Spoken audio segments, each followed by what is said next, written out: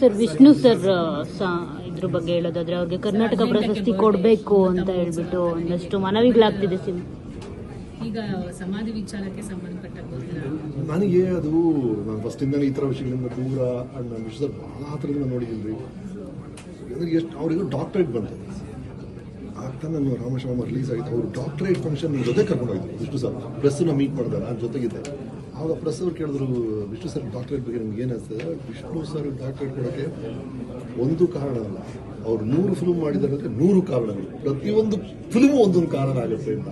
ಹಾಗಾಗಿ ನನ್ನ ಹತ್ರ ವಿಷ್ಣು ಸರ್ ಅಭಿಮಾನಿಗಾಗಲಿ ಅಥವಾ ಅವ್ರಿಗೆ ಪರಿಚಯದವ್ರಿಗೆ ಅವ್ರು ಮಾಡಿರೋ ಕೆಲಸ, ಅವರು ಮಾಡಿರುವಂತಹ ಚಿತ್ರಗಳು, ಅವರು ಆಡಿದ ಮಾತುಗಳು, ಅವರ ಯೋಚನೆಗಳು, ಅದೇ ನಮಗೆಲ್ಲ ಸ್ಮಾರ್ಟ್ ಮೆಮೊರಿ ಅಂದರೆ ಈಗ ಶೇಕ್ಸ್ಪಿಯರ್ ಅಂದ್ರೆ ನಮ್ಗೆ ನೆನಪು ಶೇಕ್ಸ್ಪಿಯರ್ ಮಾಡಿದ ನಾಟಕಗಳು ಅಷ್ಟೇ, ಬಸವಣ್ಣನ ನೆನಪಾದ ಅವ್ರು ಹೇಳಿದ ವಚನಗಳು. ಹಾಗಾಗಿ ಒಬ್ಬ ವ್ಯಕ್ತಿ ನಾವು ಸ್ಮರಿಸ್ಕೊಳ್ತೀವಿ ಅಂದ್ರೆ ನಾವು ಸ್ಮರಿಸ್ಕೊಳ್ಳೋದು ಅವ್ರು ಮಾಡಿದ ಕೃತಿಯಿಂದ, ಕೆಲಸಗಳಿಂದ, ಅದೇ ಮುಖ್ಯ ಆಗುತ್ತೆ ನಮ್ಮಂಥವ್ರಿಗೆಲ್ಲ. ಬಟ್ ಈ ಸ್ಮಾರಕ ಅನ್ನೋದಿದೆಯಲ್ಲ ಅದೊಂದು ಸಾಮೂಹಿಕ ನೆನಪು, ಅದು ಅಲ್ಲಿ ನಡೆದಿದ್ದು ಅಭಿಮಾನ ಸ್ಟುಡಿಯೋ ಅಲ್ಲಿ. ಹಾಗಾಗಿ ಎಲ್ಲರೂ ಅಲ್ಲಿ ಆ ಸ್ಮಾರಕ ಇರಬೇಕು ಅಂತ ಆಸೆ ಪಡೋದು ಬಹಳ ಸಹಜ. ಬಟ್ ಏನ್ ಮಾಡೋದು, ಅಲ್ಲಿ ಕಾನೂನು ರೀತಿಯಾಗಿ ಆಗಲ್ಲ ಅಂದಾಗ ಸರ್ಕಾರದವರು ಮೈಸೂರಲ್ಲಿ ಕೊಟ್ಟಿದ್ದಾರೆ, ಬಹಳ ನ್ಯಾಯವಾದ ಕೆಲಸ, ಬಹಳ ಕಡೆ we can complain at all. ಅವ್ರ ಕಡೆ ಬಹಳ ಪರ್ಫೆಕ್ಟ್ ಆಗಿ ನ್ಯಾಯವಾಗಿ ಮಾಡಿದ್ರು ಅದನ್ನ. ಬಟ್ ಈಗ ಮತ್ತೆ ಸಿಗ್ತಾ ಇದೆ ಅಂತ ಸುದ್ದಿಗಳು ಓದ್ತಾ ಇದ್ದೀನಿ, ಅದು ಎಷ್ಟು ಸತ್ಯ ನಂಗೆ ಗೊತ್ತಿಲ್ಲ.